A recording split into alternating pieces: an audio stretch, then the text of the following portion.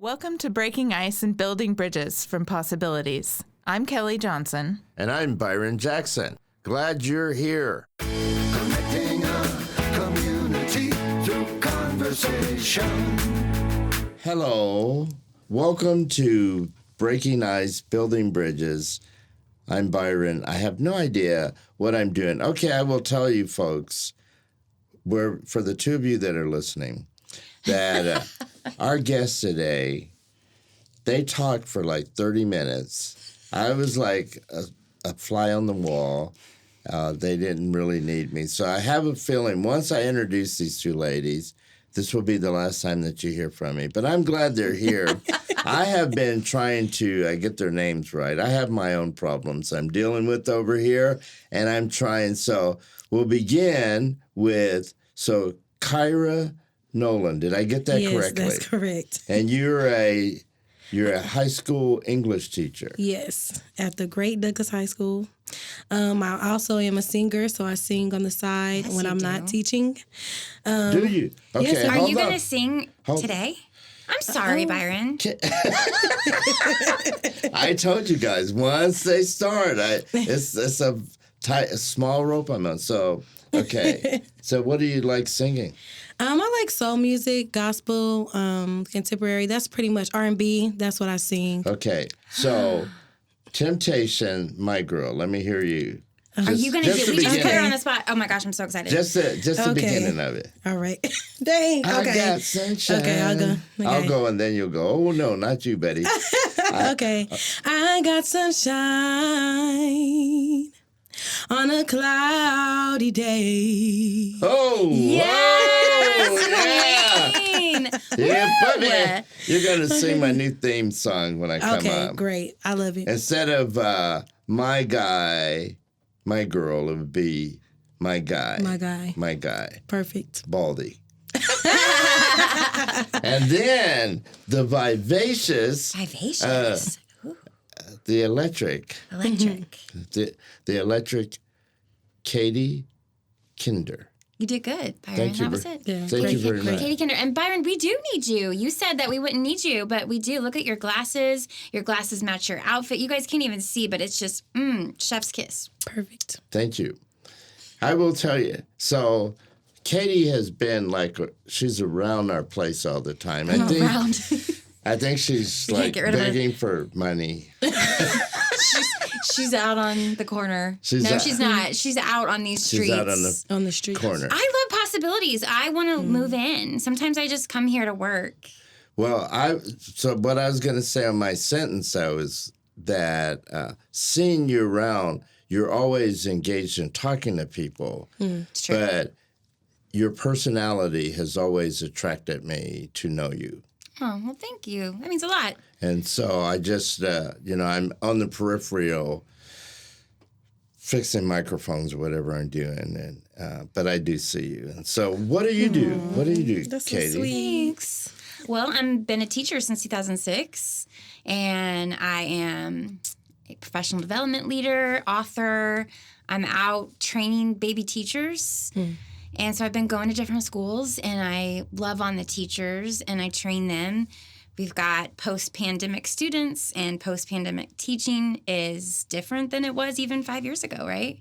All of our kids have been through a lot. Our teachers have been through a lot. And so I give them practical strategies, lift them up. I love me some teachers. Now, where did you grow up at? Broken Arrow, Oklahoma, go Tigers.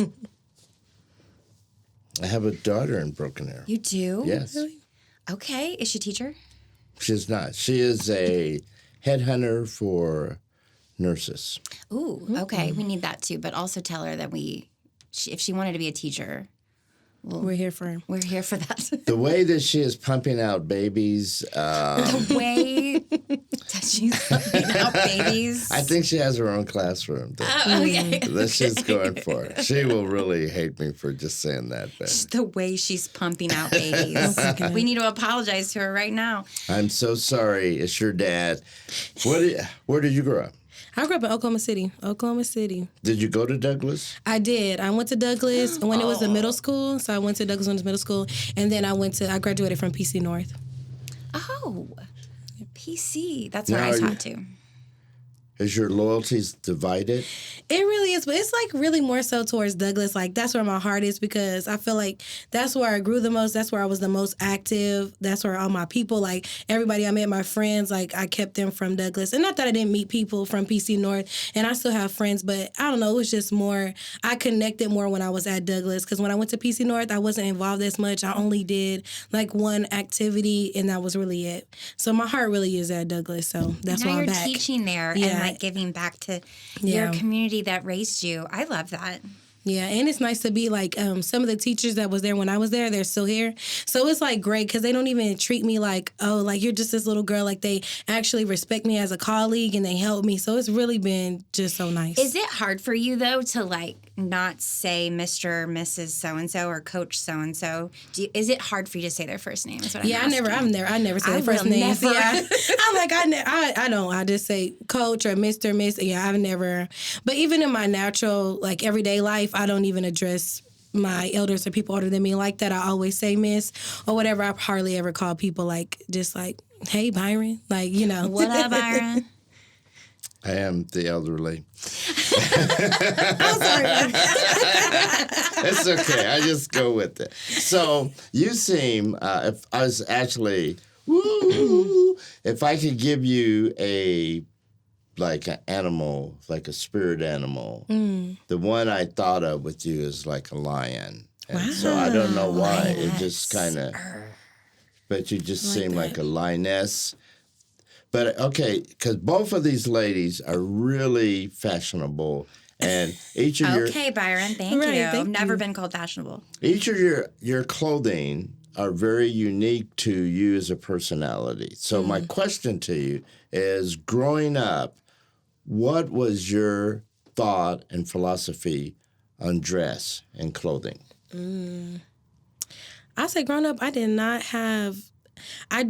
People gave me a lot of clothes growing up. People gave me a lot of clothes. So I really just did what I had to do, what I had. Like I just made it work. So really I wanted to be modest in whatever I was dressing in, but I really did not have a lot of pieces where I just said, this is me. This is what I want. So now that's probably like, now I do that. So now my clothes are going to match my style and my personality, and I want to look good. I want to feel good. But growing up, I wouldn't say I really had a philosophy. I just put the clothes on, whatever fit. It was so interesting with me because my mother determined everything that I wear. So all of my shirts were button-up polyester pants. And so I remember going, I don't like shopping. I don't like clothes and stuff. And I remember when I started dating my wife and she asked the question, she goes, what do you want to wear? And I had never thought about, oh man, what kind of clothing would I want? And so it just changed my world. I mean, I just changed. I go, this is... So now I wear clothes. I don't even care if people like them. It's just for you. It's just, for me. How about for you? Goodness, you said modest. I'm out here trying to be naked, like running around. I'm just kidding. I'm not. When I was young, that's another podcast, Byron. Let's just talk about clothes. I was the same. My mom. Back up. I'm open here. Let's go down that rabbit hole. Clothes. My mom, she's the one that bought our clothes. And so kind of the same thing. But now I'm into comfort. I turned 40 and was like, I don't care about cute. Like, I want to be comfortable and I want to wear my hokas, which are That's what you have to wear your hokas because of our feet. I'm sorry, what's hokas? Girl, you're going to know. How old are you?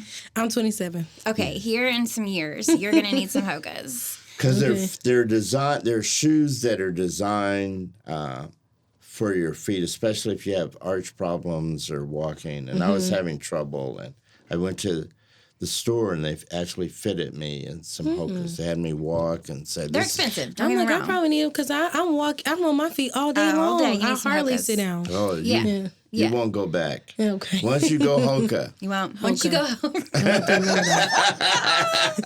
Byron. Yes. True. They're so good. So I have teenagers. My kids are 16 and 14. And this summer we took them to Universal Studios, which is the Harry Potter world. And my English teacher heart's going to start being super nerdy with you here in just a second. So we went there, and I wore some cute sandals on day one because I thought I was going to be cute in the pictures. I broke my foot by walking. I did not step in anything. I walked 15 miles in cute sandals and broke my 5th metatarsal by being old. And so then I needed Hoka's. And it happened. Yeah. And somebody's like, oh, well, you stepped off the curb. No. I broke my foot by being old. This is like a commercial for Hoka's. I know, they're not even sponsoring us. Right, they need to sponsor us. Hoka's, you need to give us some money because we just gassed you up. Right. You want to give me Okay, some? Katie, so you, like, listening to you, just knowing you here for this 10 minutes, you will open it. So you open like a door, but then you like shut it back. And I didn't mean to. I'm an open book. What do you So want to I know? want to open that more. So it sounds like you've had a rebellious part of your life. True. So my book, Untold Teaching Truths, plug. What's the name of it? Say it again. Untold Teaching Truths. Did you bring a copy? I have a copy on. Do you want it? Yes. Okay. Are you I'm here. pooping me? Yes. No, okay. Are you pooping me? You're G-rated up in here, Byron. So Untold Teaching Truths, the very first chapter is about how I was a punk, kid. And it was teachers and coaches who pulled me out of it. And, for irony's sake, my mom was this rock star principal in another district. So her and my dad would have to literally come to the school every year and have this round table discussion about what we're going to do with this kid. And I was suspended. I got into fist fights. I won most of them. And I was crawling out of windows, and I was skipping class, and I was doing the craziest things to get out of class. And then 20 years later, I became a teacher. Wow. So you know what paybacks are. Yes. But then I end up connecting with these kids that I see myself in. Oh, yeah. And I had a soccer coach come to me and say, I don't know what your problem is. I was a sophomore in high school. So from 5th grade to my sophomore year in high school, I was just in trouble. I had a file that followed me. Wow. Yeah. I never thought that. I never thought that. It was I was always sitting next to the teacher because I was that kid. And I actually thought that was a promotion because I always got set next to the teacher. Oh, you thought you were being good? Like the best student, but it was actually such they call you a big personality, that in quote unquote air quotes, big personality. I learned that. So, yeah, I had a soccer coach tell me you're actually good. You could maybe play in college. Why don't you get your life together? And I was like, okay. So I did. Did you play in college? I did not. He lied to you. He lied to me. I only had a couple offers from really small schools, and so I decided to go to OU and be in a sorority. So my parents, all of the money that they poured into soccer, I was like, nah. And then I met my husband at OU, so I'm grateful. No, it's hard for me to picture you being a bad child.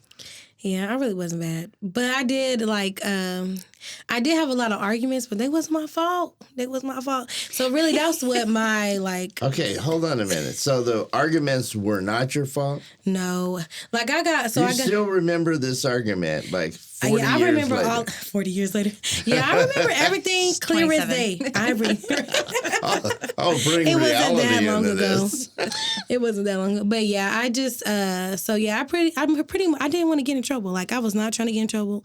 I didn't want to disappoint anybody. So that was really kind of my mindset. But I did have a time where I guess, I have a twin sister. Let me say that. I have a twin sister. So if I say we, it's because it's both of us.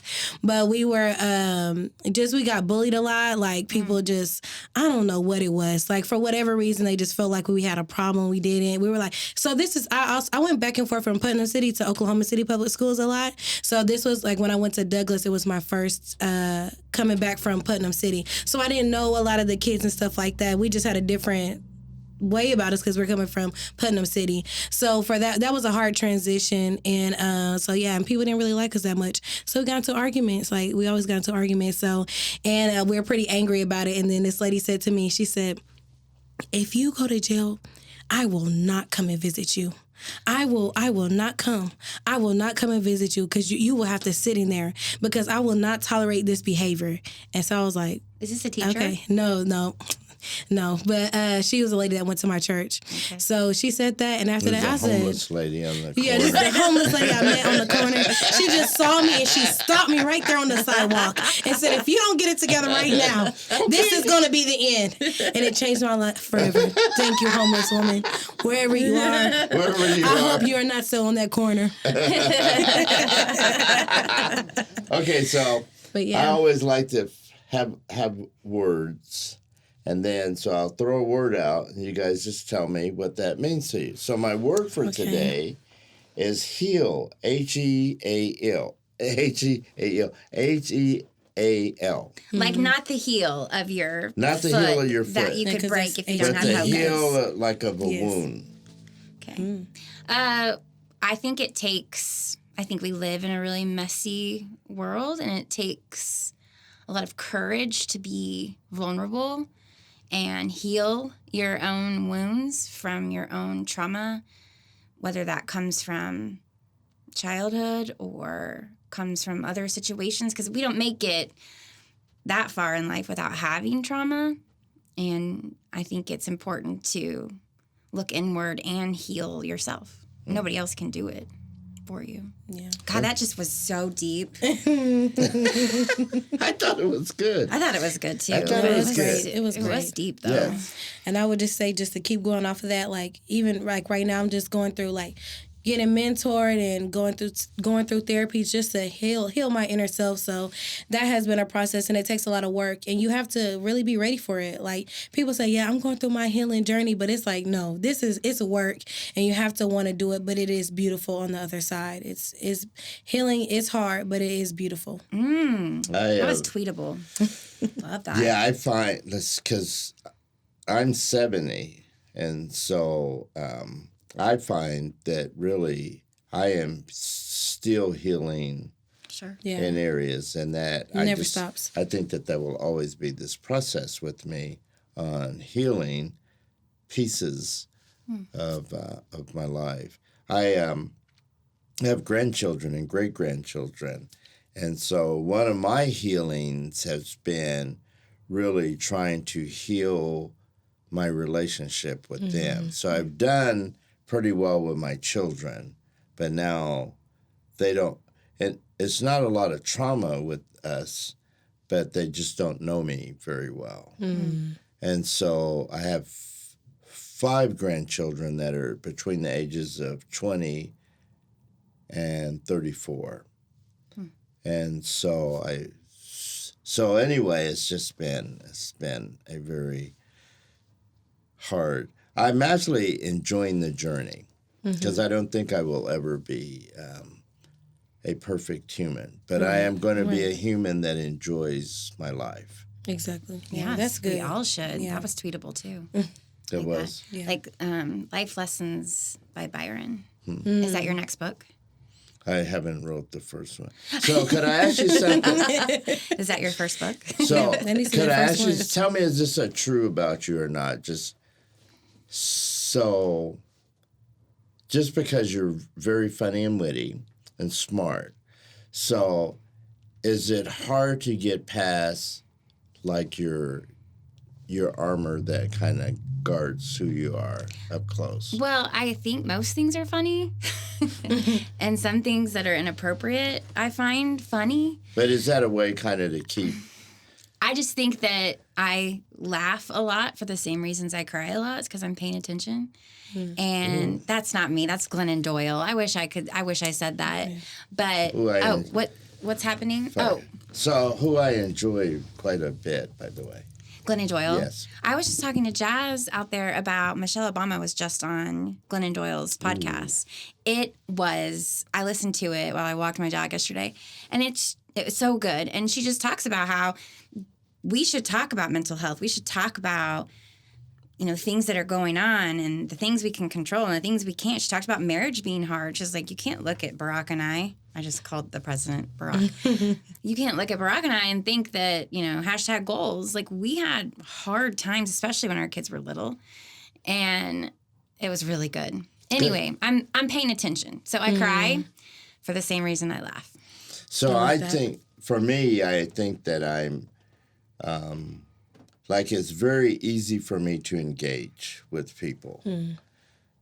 People that are where I need them, those are few. Because I kind of keep myself, not on purpose. I mean, we're talking about the healing. One of my heals is being able to allow people to get into my circle.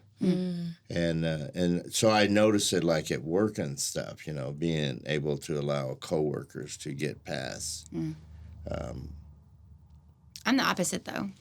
I immediately see a connection. I'm like, you're just there. You are my people. I love you. So it opens me up to hurt. You're like her more. I feel like I'm in between, really, because I used to be like, I love everybody. Let's talk. Everybody, and so open to where I didn't protect myself. So now I'm trying to learn boundaries and things like that. To where I'm like, okay, is this the moment that I need to lay everything out on the table, or is this the moment that I need to protect myself and not let people in? So right now, in my healing moment, I'm learning to have boundaries. And where your boundaries are. Very fascinating stuff.